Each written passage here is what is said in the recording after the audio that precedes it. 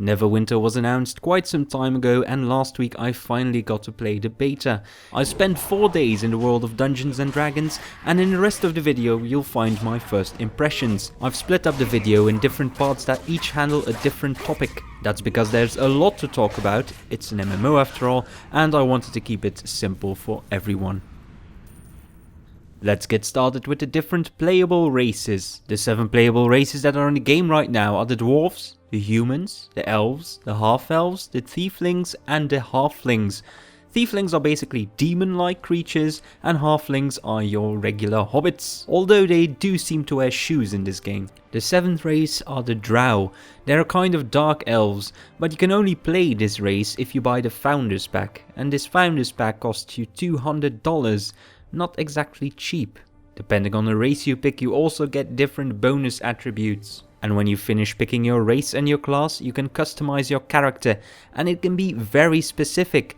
Raise your eyebrows, lower your eyebrows, make your mouth bigger, make your head bigger, make it smaller, make yourself look like an idiot, whatever, it's all available. In Neverwinter, we'll be able to choose between 5 different classes.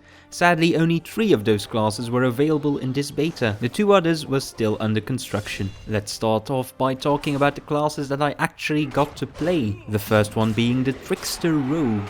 This class is specifically made to deal large amounts of damage in a short time period. You can also use stealth and you can easily evade attacks. And it's pretty important that you do that because the Trickster Rogue doesn't have a lot of HP. Next up, the Guardian Fighter. This guy is basically the opposite of the Trickster Rogue. Instead of dodging and evading, you have to just stand there and block everything with your shield. You're a total badass.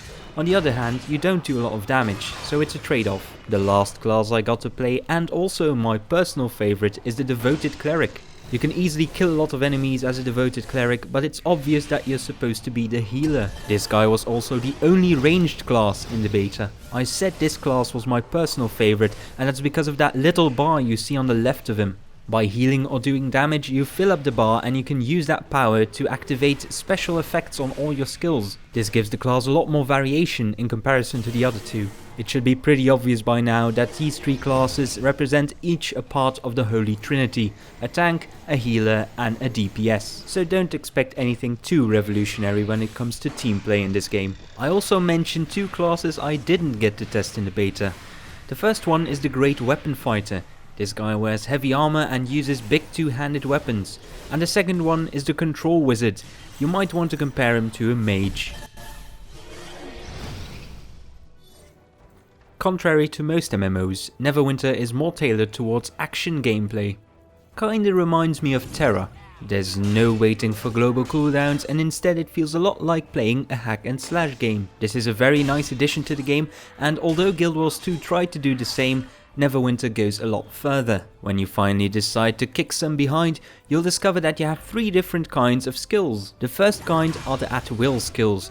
These are bound to your left and right mouse button. There's no auto attack in Neverwinter, so these are basically your standard attacks. Next up you have 3 encounter skills. These skills are stronger, but they also have a longer cooldown. An example is the Guardian Fighter's charge skill, in which he flies forward towards an enemy. You've also got 2 daily skills. These are your strongest skills, but they also have a drawback. You need to have a certain amount of action points before you can cast them. Depending on your class, you get action points for dealing damage, healing or tanking.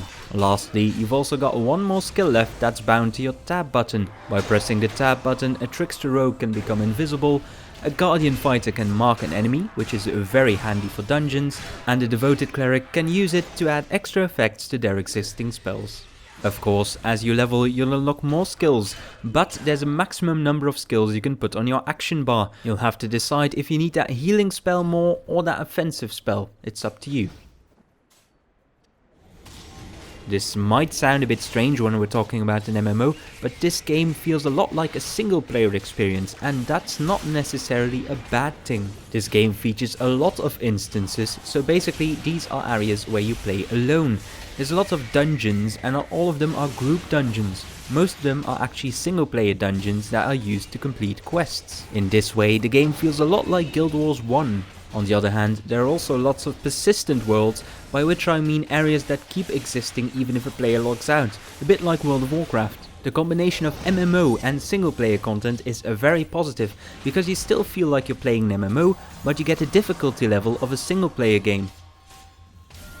We know that PvP will be available in Neverwinter, but it wasn't implemented in the beta, so I couldn't test it yet. The developers have stated that they want to finish the rest of the game before they start with PvP, and that makes me feel like PvP isn't very important to them. For me personally, that's not a problem, because I suck at PvP, but all the same, if you want to release PvP, make sure it's good.